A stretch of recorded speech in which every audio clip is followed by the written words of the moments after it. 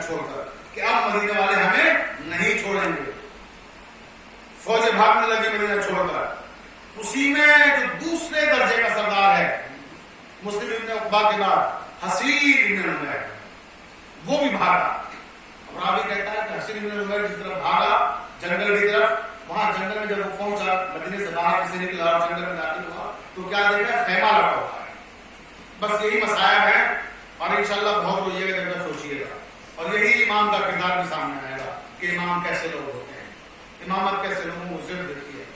یہ جو خیمہ دیکھتا ہے خیمے میں جلدی سے پہنچ جاتا ہے, جان کی پناہ چاہتا ہے, کیونکہ مدینے والے پیچھا کر رہے ہیں, سب کو پکڑ پکڑ کے وہ مار رہے ہیں, بولو یہ بھاگے.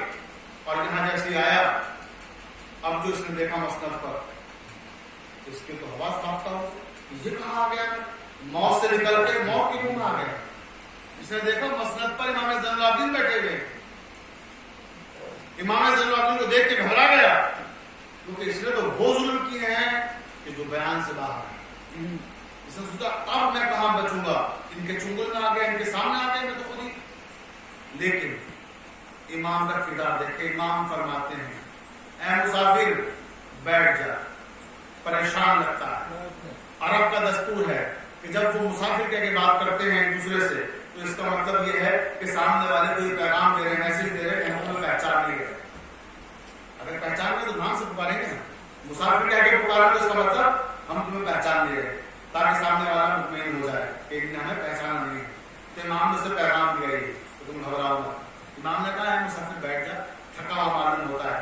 اپنے غلاموں سے کہا, اپنے اصحاب سے کہا دسترخوان لگاؤ, اسے کھانا کھلاؤ, بھوکا ہے. دسترخوان لگایا گیا, کھانا کھلایا گیا. امام نے خود اپنے ہاتھ سے پانی دیا. اب پانی اب جب جانیں گے نا یہ ہے کون تو تڑپ جائیں گے, اپنے آنسو نہ روک پائیں گے. امام نے پانی دینے کے بعد اپنی قبا میں ہاتھ ڈالا اور جیب سے 20 درہم نکال کے دیے.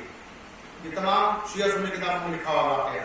20 دینار امام نے دیے اور کہا کہ راستے کے سفر کے لیے ہے.